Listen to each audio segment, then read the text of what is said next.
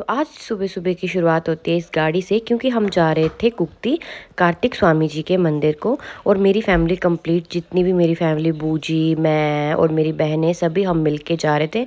और अभी हम भरमौर पहुंच चुके थे। भाई साहब, इतना अच्छा व्यू हुआ पड़ा था। मतलब पहाड़ जो है ना, यहाँ पे देवदार के पेड़ लगे हुए हैं और इतनी अच्छी हवा आ रही थी। ये देखो, ये गाड़ी में बिल्कुल सो गए थे, इतना ज़्यादा ट्रैवल करके जाना पड़ा।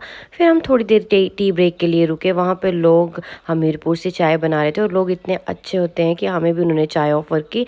और ये देखो, ये लोग कैसे सुस्ती से पड़े हुए, इनको उल्टियाँ हो रही थी बेचारों को। और इतना ज़्यादा मेरी मम्मी की तबीयत ही ख़राब हो गई थी, लेकिन मैं और मेरे पापा बिल्कुल फ़्लो में थे। मेरे पापा मुझे बोल रहे थे कि ऐसे व्लॉग नहीं बनता है, ऐसे बनता है, तुम लड़कियों को तो व्लॉग बनाना आता ही नहीं है। मेरे पापा को इतना अच्छे से व्लॉग बनाना आता है। ये रही मेरी दूसरी व्लॉगर बहन, जिसको कि हो रही थी बिल्कुल एकदम से इतनी ज़्यादा उल्टियाँ, और ये भी उल्टी कर के थक चुका था। उसके बाद हम आगे पहुँच चुके थे। तो भाई साहब, इधर के पहाड़ इतने लंबे और इतने ज़्यादा मतलब ब्यूटीफुल है कि आप सोच भी नहीं सकते। इधर पानी के एक साइड जो है वो देवदार के पेड़, हरियाली थी, और दूसरी तरफ बिल्कुल खंडर था। ये देख के बहुत ज़्यादा अच्छा लगा कि मतलब प्रकृति ने भी क्या क्या बना दिया ना।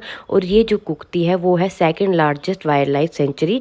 चंबा की जो सॉरी हिमाचल की second largest wild life sanctuary है, जो कि हमारे चंबा में पड़ती है। और यहाँ पे साफ साफ लिखा गया है कि आपको कहीं भी भालू मिल सकता है, आपको कहीं भी कोई भी जंगली जानवर मिल सकता है, तो सुरक्षित होकर जाए। इसीलिए हम दिन में निकले थे।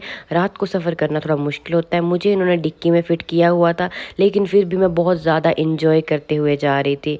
उसके बाद हम अपनी डेस्टिनेशन पे पहुंच चुके थे और अब हमें यहाँ से पैदल यात्रा करनी थी। मेरी मम्मी के तो बेचारे बुरे हाल हो चुके थे उल्टी कर करके। उनको ना जो है वो मोशन सिकनेस होती है, उसकी वजह से बेचारे से चला भी नहीं जा रहा था। लेकिन चलिए, खैर जाना तो पड़ेगा, यात्रा तो कंप्लीट करनी पड़ेगी। और पता क्या है, इस एक पार्ट में ये पूरी यात्रा कंप्लीट नहीं हो सकती, तो इसका मैंने एक सेकंड पार्ट भी बनाया हुआ है। ये रहे मेरे बूजी। और उसके बाद घर देख रहे हो भाई, लकड़ी के घर बने थे और इतने अच्छे घर बने थे कि आप सोच भी नहीं सकते हो। देवदार के फूल सॉरी पेड़ हैं, इतनी अच्छी हरियाली हुई पड़ी है। बीच बीच में जो मेरी ये आवाज़ लड़खड़ा रही है, कृपया करके इसको इग्नोर किया जाए, क्योंकि मैं अभी बहुत ज़्यादा थक चुकी हूँ। और मेरी शक्ल देखोगे तो पागल ही हो जाओगे, क्योंकि इतनी गंदी हालत हुई पड़ी है। ये है बूढ़ल नदी, जो कि रावी की सहायक नदी है। ये रहा कुक्ति गांव। ये है कुक्ति जैविक गांव। ये एक ऑर्गेनिक गांव है। यहाँ पे सब कुछ ऑर्गेनिक मिलेगा आपको, और इतना अच्छा गांव है। यहाँ के लोग जो है वो रिमोट हो चुके हैं कांगड़ा वाली साइड के लिए।